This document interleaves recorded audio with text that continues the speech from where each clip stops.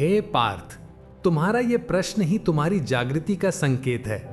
अक्सर लोग बिना समझे जीवन जीते रहते हैं, पर जब कोई कहता है मुझे समझ नहीं आ रहा, तो वास्तव में उस क्षण वो व्यक्ति पहली बार अपने भीतर की गूंज को सुन रहा होता है। यही तो जागरूकता है, यही पहला कदम है सत्य की ओर। जब मन भ्रमित हो पार्थ, तब कोई भी निर्णय मत लेना, क्योंकि जो निर्णय भ्रम और बेचैनी में लिए जाते हैं वे जीवन में सिर्फ अशांति लाते हैं। कभी कभी रास्ता ना दिखना ही एक दिव्य संकेत होता है कि तुम्हें रुकना चाहिए, पर यह रुकना हार मानने के लिए नहीं, बल्कि स्वयं को समझने के लिए होना चाहिए। जीवन के कुछ उत्तर समय के साथ ही प्रकट होते हैं। हर चीज तुरंत नहीं मुझती, ना रास्ता ना समाधान। कृष्ण कहते हैं कि स्थित प्रज्ञ वही है जो सुख और दुख दोनों में समान रहता है, जिसकी बुद्धि स्थिर होती है।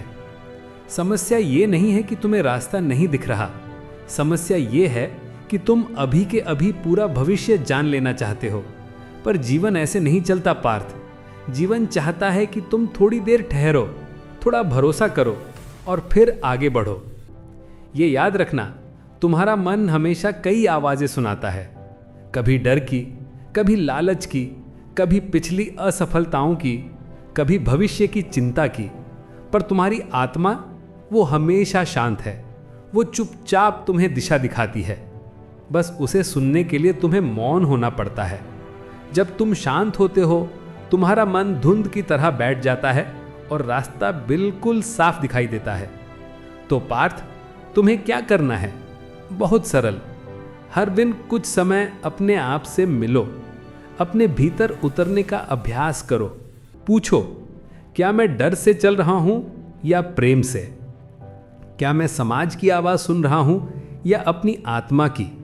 जैसे ही तुम भीतर की आवाज सुनने लगोगे, निर्णय खुद ब खुद सामने आ जाएगा, स्पष्ट, स्थिर और सही। संकट तब पैदा होता है जब हम उत्तर बाहर खोजते हैं, लोगों में, परिस्थितियों में, परिणामों में, समय में। पर शांति तब आती है जब उत्तर भीतर खोजे जाते हैं।